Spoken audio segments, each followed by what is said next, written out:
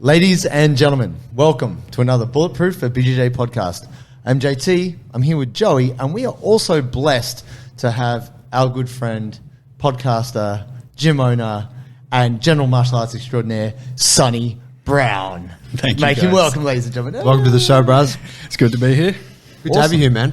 Been hearing your voice over my over the stereo for a bit. That's good. And also hearing you on the Subversion event. Yeah. Nice to meet in person. Thank you very much. Yeah, likewise, guys. Very nice gym setup you got there downstairs. Yeah, cheers. Yeah, the Church of Gains. It's always a bit of a thing when you're walking. Like, oh, this is interesting. This is going cool. on. Yeah, it's nice. But it's always great to meet somebody in person, especially if you've been listening to them. You kind of feel it's a weird, illusory thing. You're like, I know this guy. We're kind of friends. He gets me. We've never met. So it's cool to get you on here because I love it when maybe someone like yourself who's been there, interviewed people, and played that role of the extractor of information gets to then be in the seat and have the information extracted from them. A gentle extraction, I hope. I wasn't going to say it was gentle, but it's happening. But just for the audience, because some of our people, even though I think plenty of our people have heard of you, let's get a little bit of background on you, man. Tell us about how you came to be the Sonny Brown Break Down. Sure. So I guess I started training martial arts about 15 years ago and started training MMA from the very get-go. So jiu-jitsu, kickboxing, and wrestling, or shoot fighting, it was called, as we were under the John Will lineage. So I was trained with Anthony Lang, and shoot fighting, we were very lucky to be able to do that, which was the combination of striking and grappling from the very get-go. So that was always how I trained.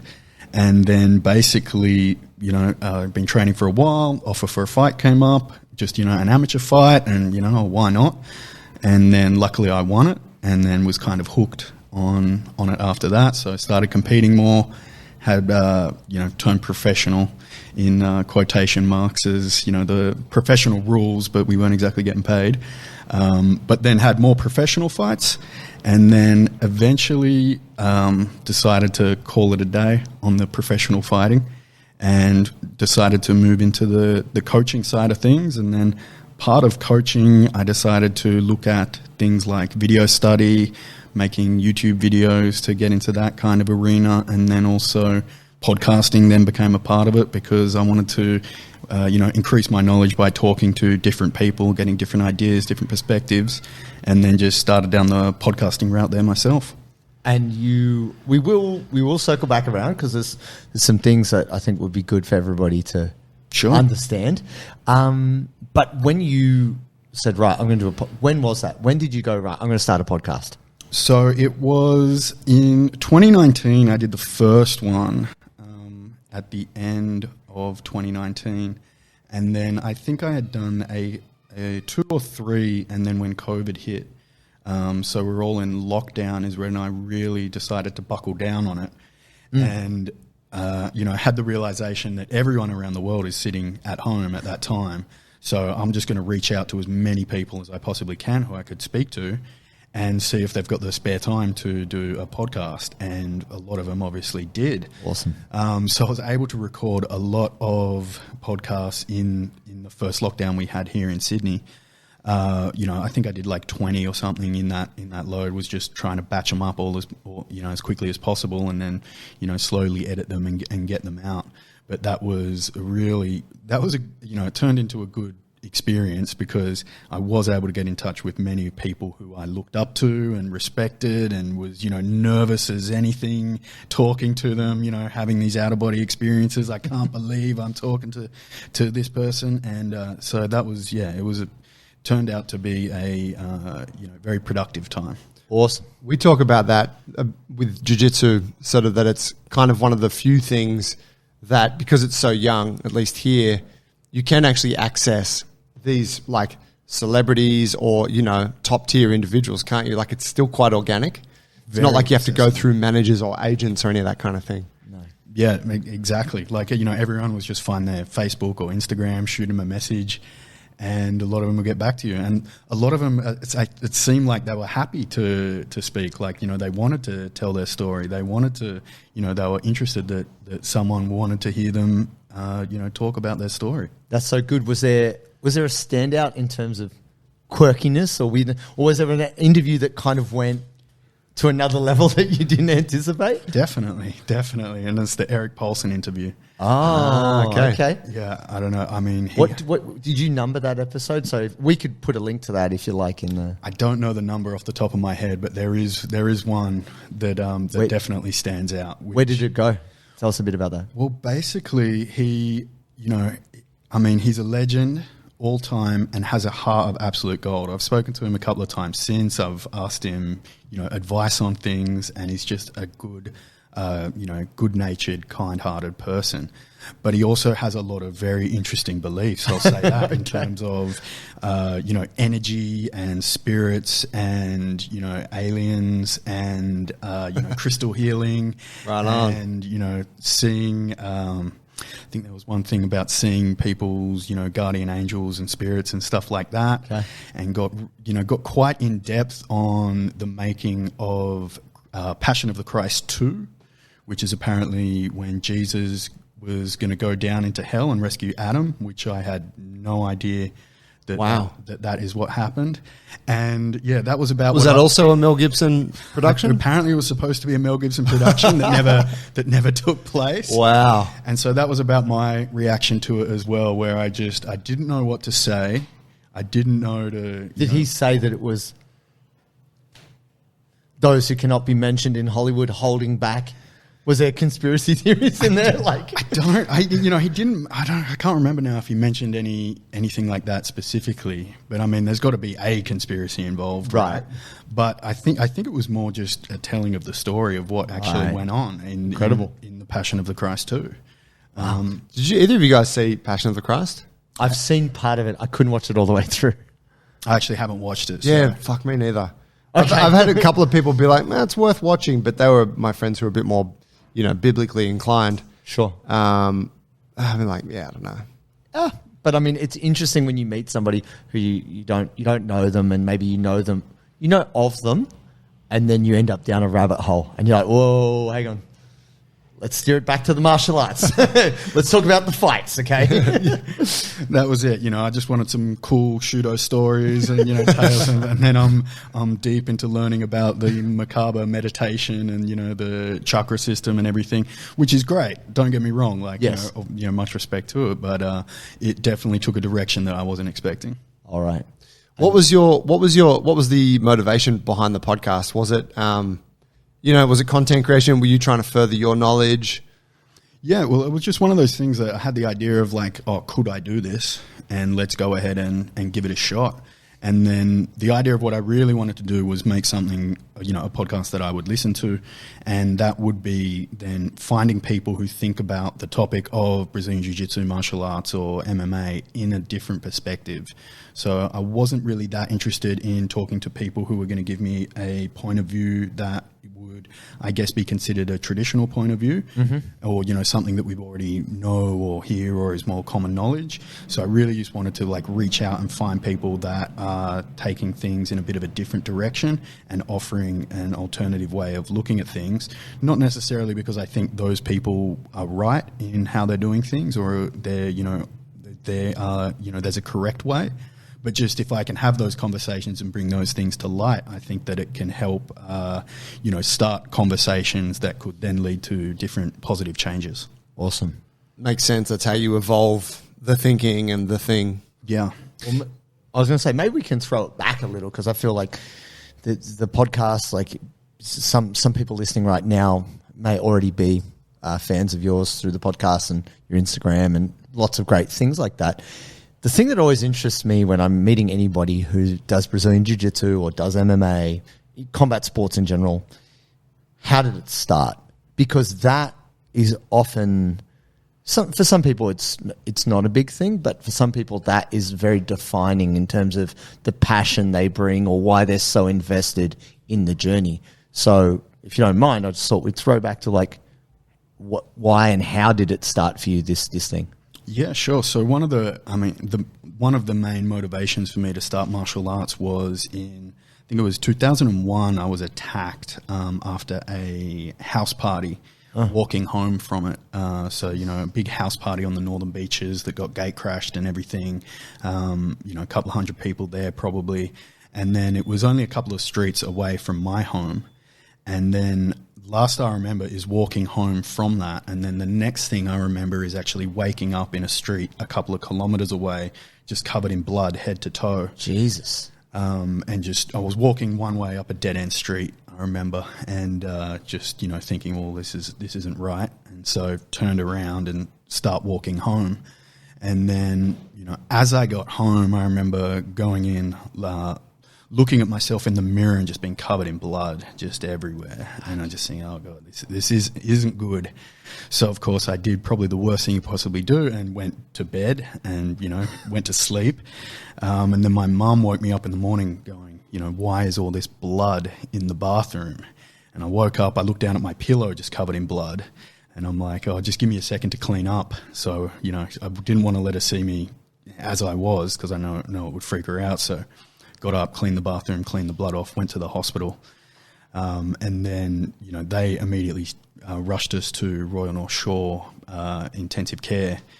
And I suffered a skull fracture and a subdural hematoma, which is a blood clot on the brain. So they were they were monitoring me for quite a while.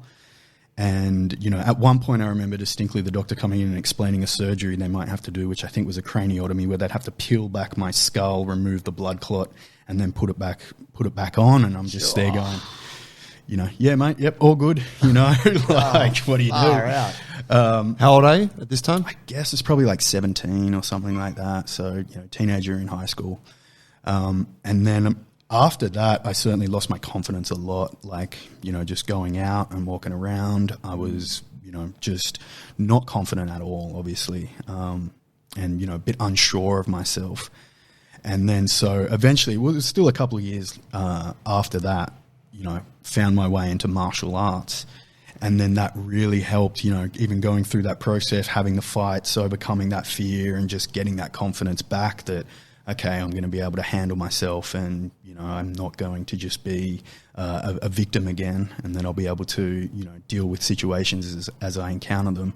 And then having the confidence to back that up in words and just talking, really was a transformative thing that I look on as, okay, if martial arts can do that for me, then, that is a positive role as a coach to be able to potentially provide that to other people who may have something similar or not as bad or, on a smaller level, whatever. But I just know that it can be a very positive force in people's lives.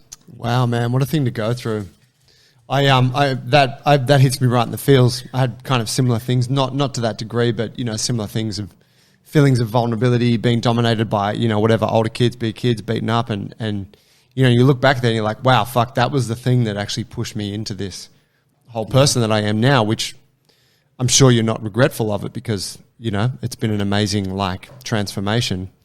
What happened to you in that, when you said you got attacked? Do you know what went down? No, it was basically just a blackout. So I never know what happened. I remember the police came in and checked in once, but nothing, nothing's ever known or happened from that. Wow. So it was just, probably being hit with something and, just came to, and then that was when I was walking up the street. So, well, they oftentimes as a kind of, I guess, like a survival mechanism, the brain will black things out too. Yeah. And so if it's like a big enough head or physical trauma, that can happen. Yeah. I know for sure I've taken some, not to the point of blacking out, but I've been beat down pretty badly, and there's nothing worse than that feeling of being out of control. And not so much, technically you are a victim, but just you can do nothing about it. Yeah. And it's like, you're just getting whatever it might be pulverized. And I think the difficulty is a lot of people might end up experiencing that some way, shape or form, and then being like, well, I'm never going out of here again. I'm permanently staying away from anything like that. The fact that you then over time were able to overcome it and go through your process, that's awesome.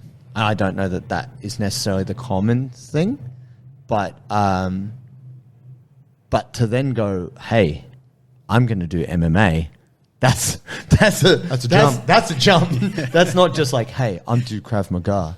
Like, no, that's, bro, I want to fight. Like, talk to me about that, because I think people who do jiu-jitsu but also do MMA have a different perspective on what combat is versus someone who trains jiu-jitsu, has done that forever, and then, you know, might like the UFC compared to someone who's actually training jiu-jitsu and also like getting punched and kicking and everything else. Can you speak to a little bit of the learning jiu-jitsu and also Shudo and that? Yeah. So I guess in terms of the actual fight itself, one of the biggest differences between jiu-jitsu and MMA or being in a fight is it's definitely your reality and perception of reality changes so dramatically from a jiu-jitsu competition to an MMA bout. In that in the MMA bouts, it seems like you're in a completely different headspace. And the environment may, you know, contribute to that. Obviously, walking out in front of a crowd, you know, in a cage, shirts off. So your fight, when you started fighting, was it in a cage or a ring? So the first, I think, 2 were in a ring and then was in a cage.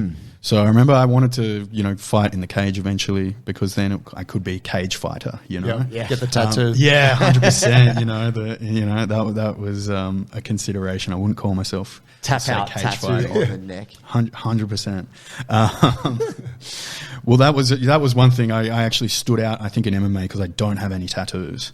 So that was actually, you know, Look at this guy. What's he going to do? Exactly. Doesn't even have any tough stickers. Exactly. But yeah, the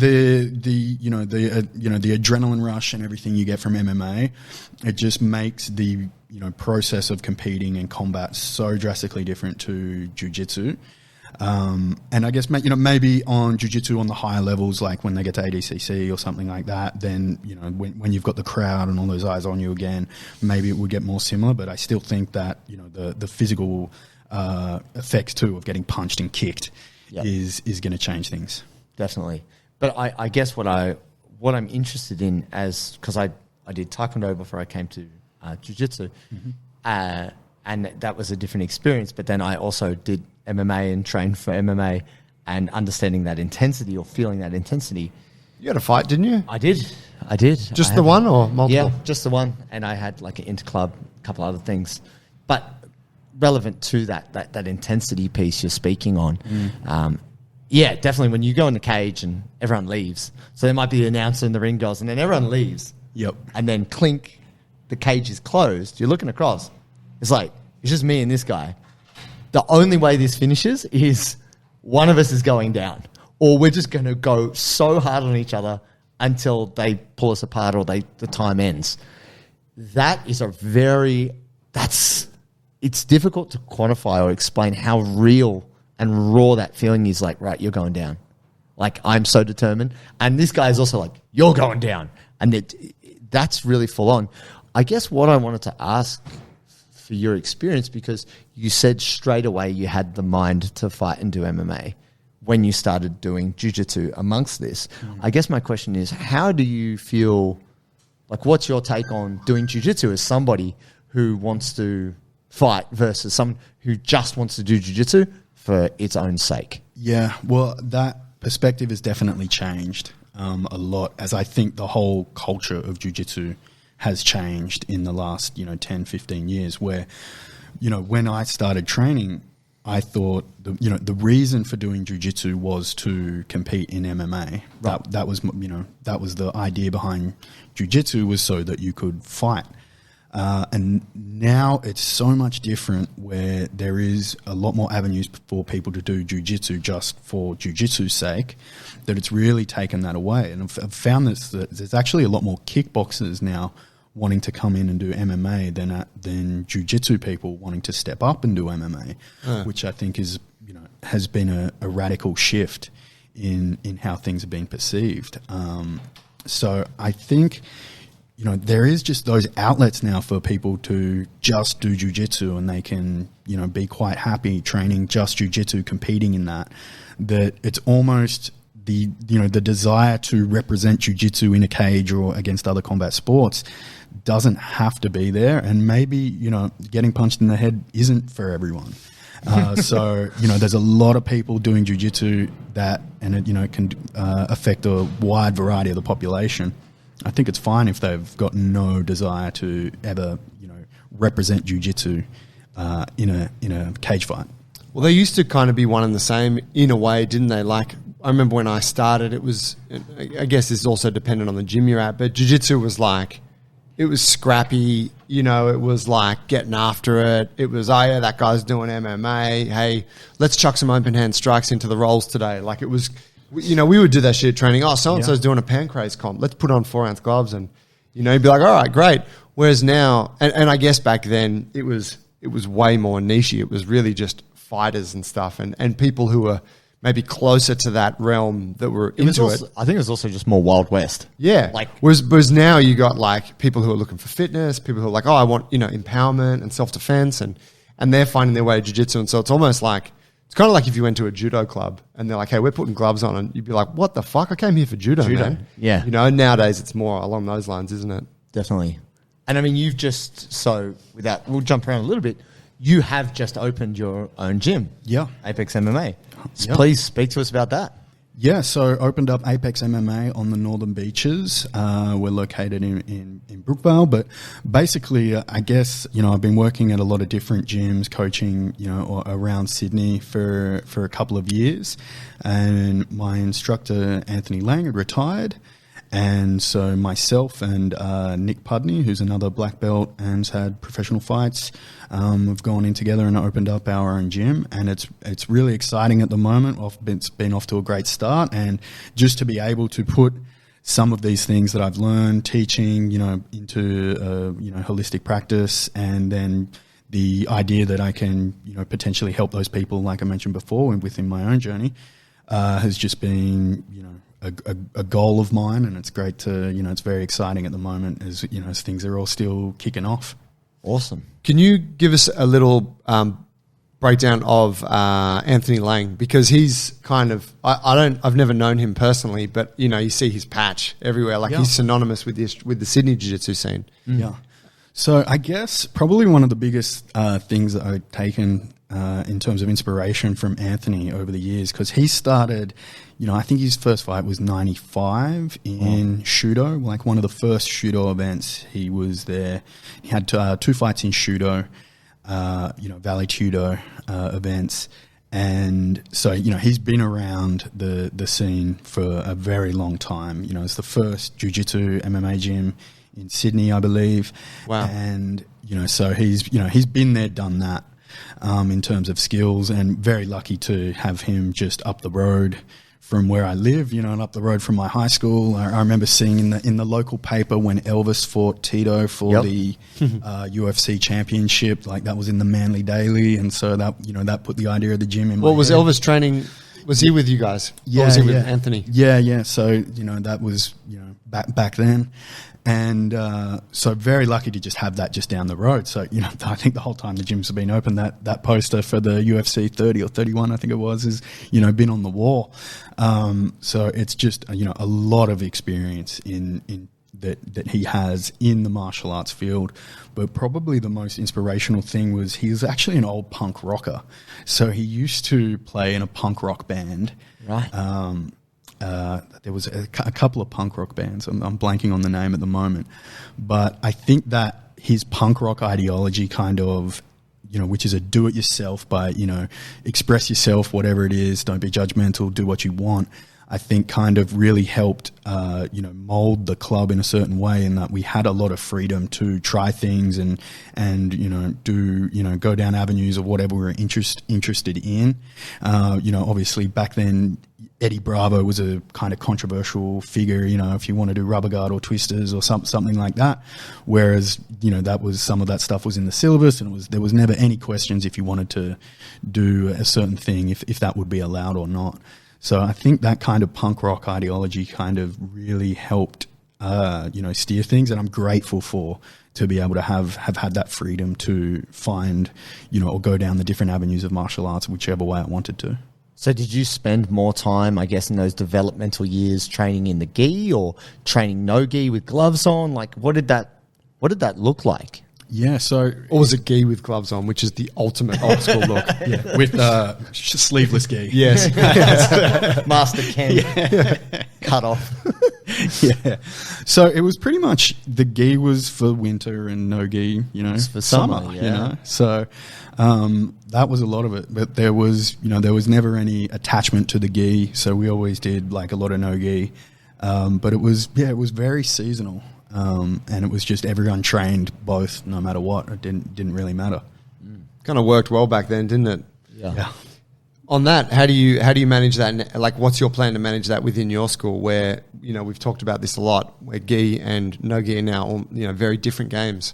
Yeah. So we are like the coaches there and myself. We are drawn to no gi. So at the moment, we're still doing both, but it's very interesting that no-gi does seem to be getting a lot of interest in, especially people coming in, beginners wanting to just do no-gi, which I was a bit unsure of. I mean, to me, I always thought that the gi was, kind of what would draw people in. It was, that was a symbol of martial arts. So if people wanted to do martial arts, they see someone in the gi, that's what it is to them.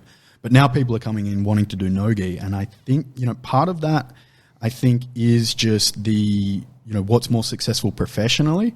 And then I also think what's, driven by the algorithm of, social media, where if someone's probably searching, no-gi or jiu-jitsu gyms, now they're probably being fed, 4K Polaris footage or ADCC highlights or Gordon Ryan more than IBJJF competition footage, which, an ADCC packed stadium, IBJJF Worlds, empty stadium. Specimens. Yeah, specimens yeah, too, going sure. at it. Yeah, sure. And that, I think that would have to play a role as well in, driving beginners to want to come in and do no-gi as well. So we're gonna see how it goes. I'm monitoring it carefully to see, where things are going to go in that direction. So you do offer both, but you find yourself just your inclination with your fighting background and everything like that more drawn to no-gi? Is that just... Yeah, I mean... feels more true to fighting for you, or...? Yeah, the best example I can give is when we do open mat, everyone just wants to do no-gi. Okay. If given the choice, people leave the gis off and do no-gi, right? Okay. So, I've got no problem with the gi at all, and I find that just because having trained with it and with MMA in mind and doing no-gi, I find it very easy to, simulate grips with the gi or without the gi, and just, finding crossovers like, lapel grips or, collar grips, then being a collar tie, and just making adjustments between a gi and no gi game. But yeah, the inclination is towards no gi. Right. And so how long were you, just circling back around, how long did you do MMA for? Yeah, good question. I guess...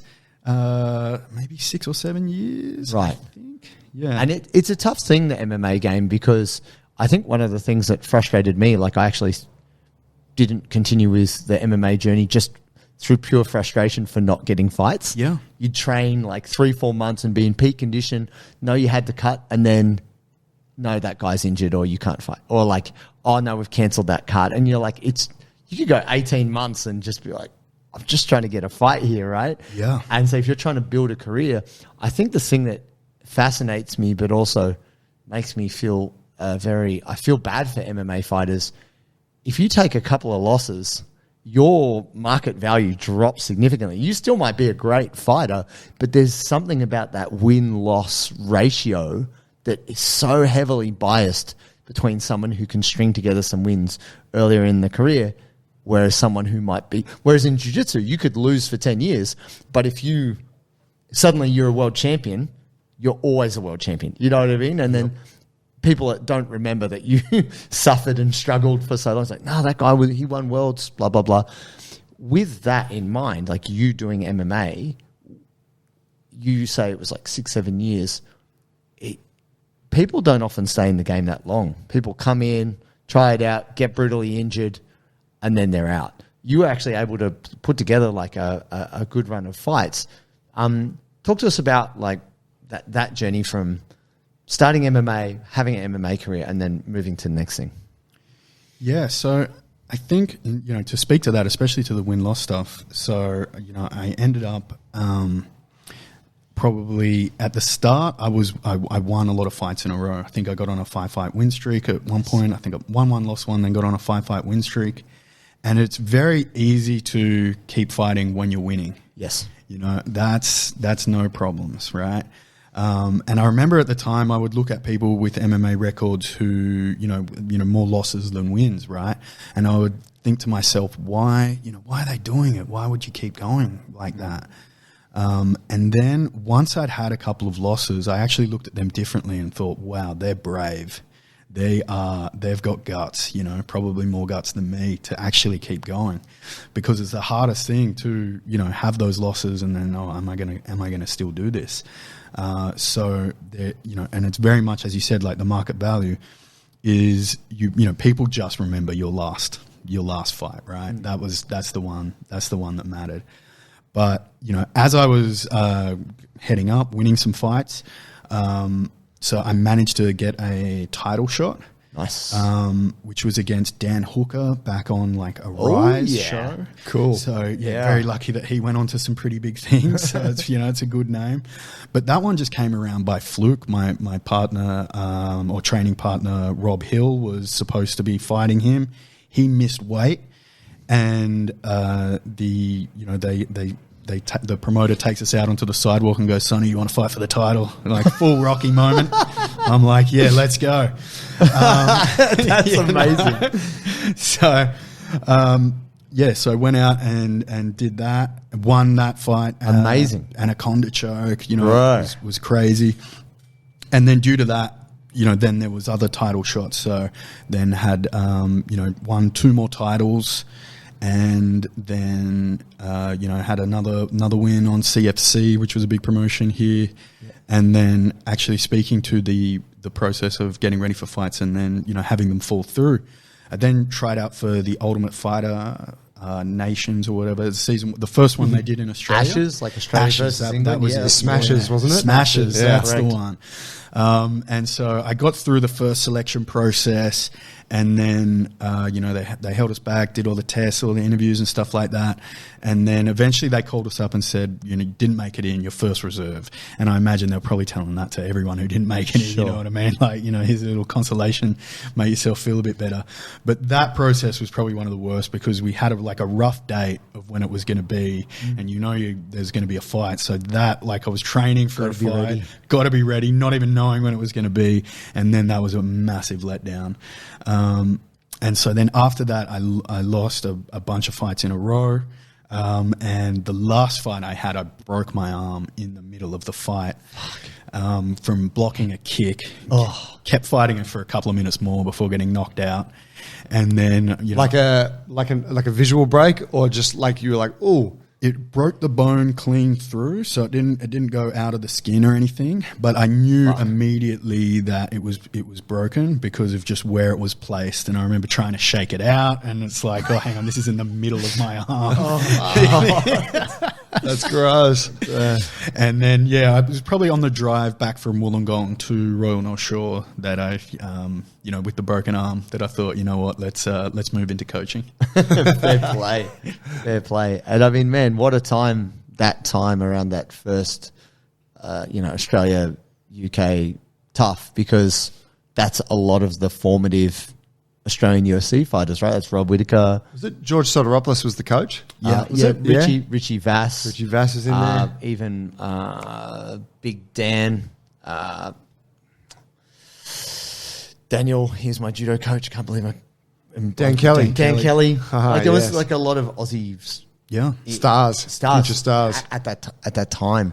And it's strange to think. I mean, obviously we're glad you're here with us, and I'm sure everyone who has anything to do is glad you're on the path you're on. But random to think about where that might have gone otherwise. Yeah. You never know what toss of the coin could have changed things in that situation. But I'm happy for how things turned out, even through all of that. So even now, looking on now as I coach, having experienced wins, experienced championships, main events, and then also been on the flip side and having experienced losses, bad injuries, and things like that, I'm grateful to have that broad range of experience to then be able to speak to people I'm coaching on both sides of the coin. Yeah, definitely. And look, I first came across you actually through Instagram before I was aware of your podcast. And this idea of the break, I love analysis. I'm a nerd. So if I see good analysis and good understanding, I appreciate it. So that's when I was like, Sonny Brown, hey? Let's have a look here. And I was into it, man. So that's how I guess I became familiar with your view and your take on fights, scenarios, scenes, whether it was jiu-jitsu or MMA or whatever it might be. And obviously listen to the podcast and some of the interviews. And, you've had a lot of different guests on there. Do you feel through this process of having your Instagram, having your podcast, interviewing people, in terms of how that informs you about Brazilian Jiu-Jitsu, do you feel that that's made you a better coach? Like you have more knowledge now because you've gone through that process? Yeah, 100%. I think that they're, again, speaking to like a big shift, I think just as there are, more and more black belts, more and more people, coaching jiu-jitsu, and it's starting to spread out a bit more, there's a lot of things to look back on that have just been done because that's the way they've always been done. And they're, not necessarily because it's the best way moving forward. And so I think by looking... How dare you? Yeah, it's a dangerous phrase, but I will speak to something in regards to that because, so being able to speak to people who are doing things differently, as I said, maybe, veering out of those traditions and norms gives you a good perspective on what possible shifts or directions things are heading. But to speak to that, it's always good to keep in mind that even though you might not like the way things are being done, maybe there's another reason that they were put in place that perhaps helped jiu-jitsu get to where they were or, get to where it is. So, there's a lot of traditions that perhaps people don't like, but maybe without them, you wouldn't be doing jiu-jitsu today. Yep. If they weren't put in place. The Gracie family had to do a lot to get jiu-jitsu to a global level. There's not many other niche sports that can make that claim. And to get it into the UFC, to market it in such a way that it could break out to the global phenomenon that it is, you have to respect that there are some of those things which perhaps you don't like but were necessary to get it to that point. But great point. That's a very good point. It makes me think. I was listening to recently your episode. Was it Greg Sauter? Yeah. And he obviously has a very particular view on coaching. We discussed this on a recent episode. We did. And I found that really fascinating. And I kind of liked the way you pushed back on, like you challenged some of his ideas. And I did think, I felt, to correct me if I'm wrong, maybe you wanted to push back a bit harder sometimes to challenge, but whatever, you're trying to facilitate them doing the thing. You're trying to be nice. Yeah, You invited him on the show. You don't want to axe him. Like, I would. I'd get Greg Sauter on here. I'd axe him. I think JT was quoted on that episode saying, fuck Greg Sauter. I did. I listened to him on BJJ mental models. I couldn't handle it, dude. After half an hour, I was like, shut up, fool. Like, you're not that smart, bro. Like, I mean, he's smart. Tell us how you really feel, JT. Sorry. I'm going to shut up because I want to hear. You spoke with him. Yeah. I haven't heard that podcast. Okay. But I did listen to him on BJJ Mental Models. And it is interesting to hear someone have a different perspective. Mm. But maybe because I'm already pretty nerdy and have already thought about these things, I didn't think what he said was so revolutionary. It seemed kind of obvious in some ways. And then he was very kind of dismissive of certain things. I'm like, no, dude. Even though that can be done poorly, it can also be done well, like warm-ups. Yeah. And I'm like, dude, you're like saying don't warm up? What kind of idiot are you? From my take, skill acquisition and fitness development are quite separate. Mm-hmm. But you're quite a considered guy. You're maybe a little bit more even keel on these things than I am. What did you feel about that conversation because, like Joe's saying, you felt like you could have, or he felt that you could have pushed back a bit more or wanted to? Yeah, I just wanted to know, like, you know, on that point about, you know, you have your show, you get people on that bring new things to the table.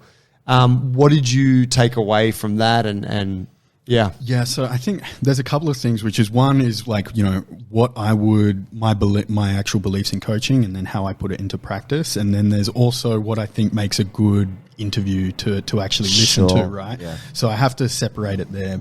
Well, one thing I've noticed is a lot of, like, you know, I think it is a, you know, a cultural thing for, you know, Americans who are perhaps, you know, not, you know, doing their own thing, is they've got a very, very strong opinion on the way they're doing things are right. And that is actually probably why he even came across the radar to do an interview at all, is because he's taking that strong stand, even though I might disagree with him on some things.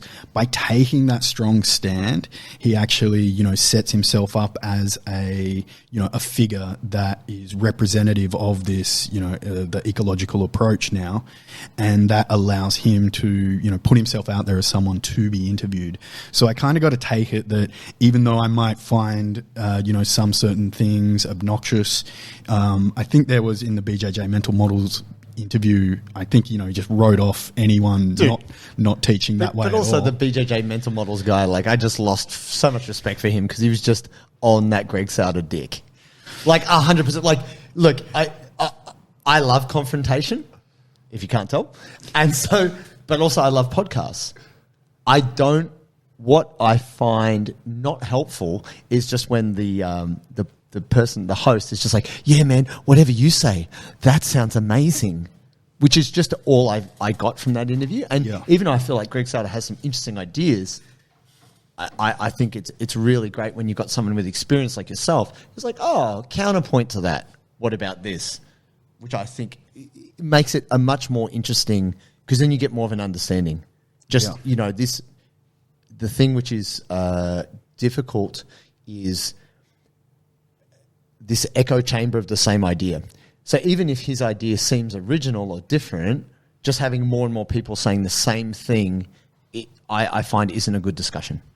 Yeah, and that is definitely something I try and do in the interviews, or, I mean, just in general. I think if you just take whatever someone says at first, you know, on face value, and never try and probe for the reasoning why, or, you know, what they think for the counterpoints, it never really uncovers, you know, the actual depth of how they've thought it through or why they actually think that way.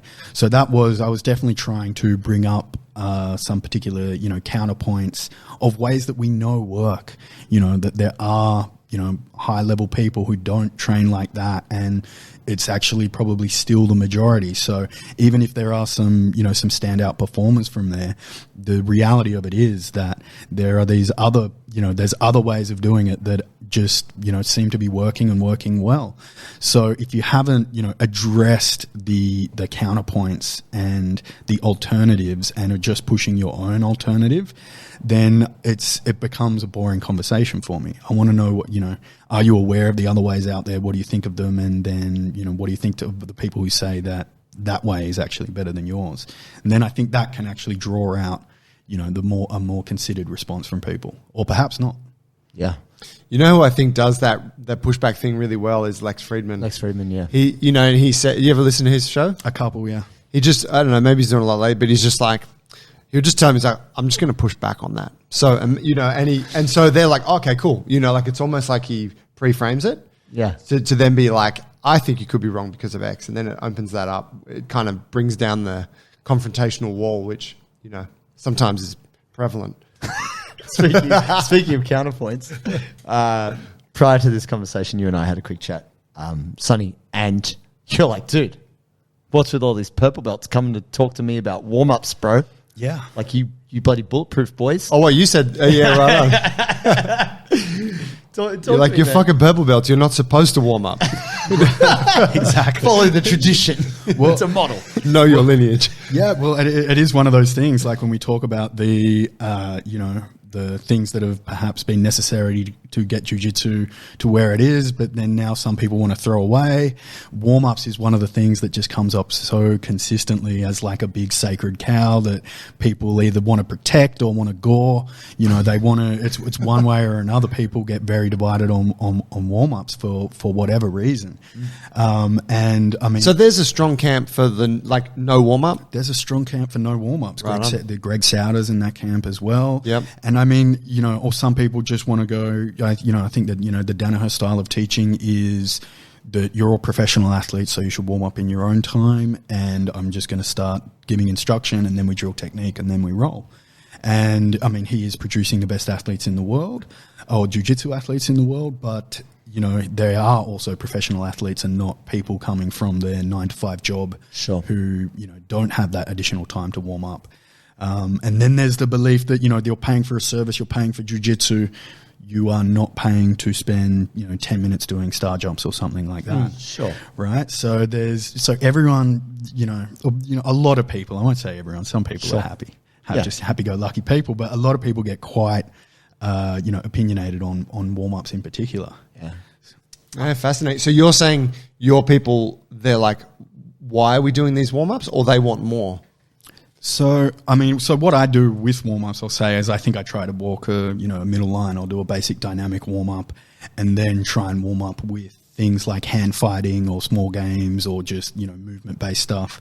But, you know, I think even the dynamic warm-up, you know, rolling the shoulders over and stuff like that, people are like, why are we running in a circle, rolling our shoulders over or things like that, right? Sure. Yeah. I think the difficulty is when you start jiu-jitsu or even if you've come from other martial arts, you're like, oh, but this is jiu-jitsu, it's different. Or we don't do that. Like, there's an interesting lack of formality around Brazilian jiu-jitsu. When you look at any other physical discipline, let's talk about dancing, like ballet, or let's look at gymnastics, or let's look at anything else which requires wrestling, peak physical conditioning. Now, I am for sure not one for star jumps, not at all. But you look around and you're like, wow, these people are remarkable physical athletes, and this is what they do. They have very high skill as well, even though it's not our skills. It's not necessarily grappling, but maybe it is. Why would we not dedicate just a small portion of time to a degree of preparation? And for me, it's a kind of cognitive bias or cognitive fallacy, which is like, oh, you get warm when you're doing the same old thing you always do. Maybe on the surface that makes sense, until you have chronic lower back pain, wrecked fingers, wrists that you can't put weight in, a head you can't turn, you look like a meow brother, you know, you're basically only not in pain when you're full of adrenaline and you're actually rolling. That's when it's a problem. But no one knows that at the start. Everybody's just like, oh, let's just get to the fun bit. Let's just skip to the climax. Like, let's just have a good time. But actually, this is like a real short-term thinking, which just appeals to our immediate gratification. You know, like I that's my take on it. It doesn't matter what you do. How do you see it? I actually agree with you there, because we did mention someone before, Andrew Nerlich, a black belt who we train with, who, you know, mid-60s. Shout out to the man. Yeah, absolute legend, and he does enjoy a good warm-up, you know, but he's got an excellent warm-up routine. And mid-60s active black belt. Active, still on the mats, that he got from Steve Maxwell. Amazing. And, you know, shout out Steve Maxwell. Yep. Legend. I've done a number of his seminars. As like, if we're talking about longevity, he's got the oldest head on like the youngest body. Like, he's just lean and kind of jacked, but he's got this real old, gnarled head. But I always like, dang, Steve Maxwell's in shape. Every time I see him, it doesn't matter how old he gets, that guy looks healthy. Yeah, so I think, and, you know, if I look at those people and they're warming up, you know, people in the Olympics are warming up, and also people who get back from injuries seem to want to spend more time warming up. You know? So, good point. So, you know, I look at that and think, well, hey, okay, yeah, you know, 20 years old, yeah, I probably didn't need to warm up then either. But I look at those other examples and think, well, maybe there is a middle ground here that we can, you know, it doesn't have to be 20 minutes of star jumps, but we can make it fun and engaging, and also, you know, have a good warm up in there as well. Amazing. Yeah, it makes a lot of sense. I think in jiu-jitsu too, there's an arms race whereby, you know, if you can learn whatever, you know, whatever's out on Fanatics that's hot right now, that, you know, so-and-so was using in the last big event. If I can learn that, then I'll win the comp this weekend. Or if I can learn that, then I'm going to tap, you know, like it. And it's literally like that. It's like, oh, no, they're not playing that now. They're doing it this way. Like, fuck, show it to me. And you start to be more effective on the mats. So I think for a lot of people, it's like any time that's not spent on that, it's a waste of time. It's like, just show me the fucking new techniques, which is a short-sighted view in general, right? Because it's like, yeah, okay, whatever. It's great to learn those new things and have those novel kind of sequences that you use or techniques that you go to.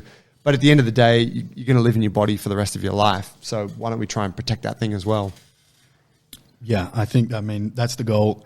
You know, when people think of good jiu-jitsu, well, you have to have a body that's able to do jiu-jitsu at all if you want to do good jiu-jitsu. So you might, you know, some moves or techniques that are putting a lot of weight, pressure on lower backs and joints and things like that. Is it really good jiu-jitsu if it wins you the competition but leaves you, you know, injured and unable to lift things above your head, you know, into your, you know, older age? And I think that's a good thing to keep in mind as well. And so in terms of people who are out there maybe early in the journey, maybe they've done jiu-jitsu for a couple of months or maybe just 1 or 2 years, maybe they're interested to do MMA. I know that there's a lot of guys out there who I know who are kind of late 20s, early 30s, huge UFC fans, and they're now armchair BJJ fans. They're like, oh, bro, my mate, he's trained for at least 3 weeks, man. And yeah, dude, like he showed me this choke and stuff. It's like, yeah, I'm definitely going to do jiu-jitsu. Like, all right, cool. Come back and see me when you've done it. Yep. But do you, because I've noticed this as a trend, whereas before, a couple of years ago, people weren't that aware of jiu-jitsu, whereas now the understanding or the awareness has grown. What is your advice based off how you came to Brazilian Jiu-Jitsu and combat sports and MMA? What would be your advice for someone who's early in the journey? What is a couple of things you would give them as ways to move forward? Yeah, good question.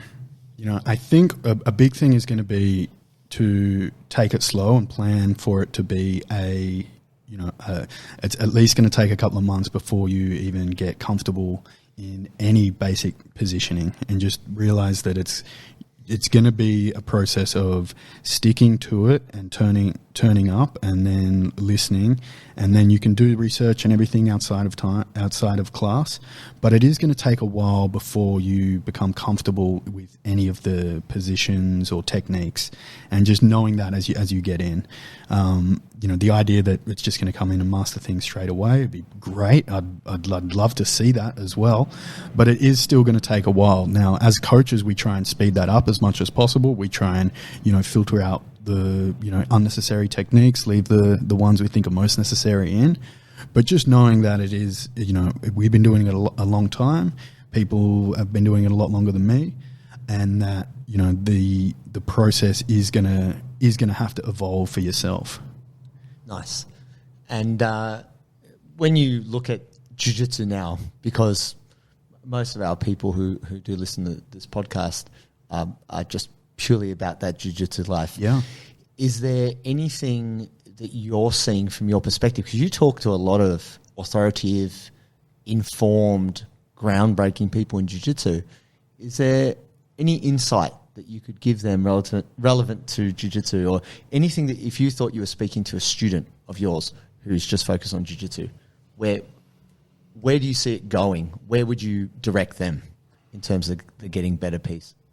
Yeah, I think there's one thing with a lot of wrestling crossover now coming into jiu-jitsu and becoming, you know, more an important part of the game, especially obviously in no-gi. And I think a lot of the principles from wrestling are starting to transfer over, especially in no-gi, which is, you know, things like stance. So that is something that, you know, is just hammered on in wrestling, to get into a good stance. You know, whenever you're wrestling, never leave your stance. And that has not really been emphasized in jiu-jitsu as much over the years. So, you know, when you'd be training and someone you get mounted or something like that, or even drilling techniques when, you know, you'll just be there, arms wide open and mounted. And that's developing those bad habits where, you know, knowing that it is a martial art and you should be in stance at all times is something that can be very important and is going to, you know, help you develop much faster. So, if you're drilling mount, elbows in, if you're, you're playing guard, knees up, feet pointing at them, and just knowing that there is a stance that you should be in jiu-jitsu in all positions, offensive or defensive. They may not have been as defined as clearly yet, but I think they will be, and it'll be quite, that can be hammered on from an early point, and that will help people's development a lot faster. That's awesome. Cool. So where can people find you, Sonny? Obviously, we have the Sonny Brown Break Down podcast. Lots of good interviews there. We will include links in the notes. How's other ways that people can reach you and connect with you? Yeah, so the website is sonnybrown.net, SONNYBROWN. And yeah, that's got links to everything up on there. The Instagram is Sonny Brown Breakdown, and the gym is Apex MMA. So it's apexmma.com.au, and then we're out there, Sydney's Northern Beaches. But yeah, if anyone's around, come visit. Be happy to have you. Be happy to have you guys too. Love to come through. Awesome. Good chat. Thank you. Thanks for coming on, man. We really appreciate it. Thanks so much. Thanks, man.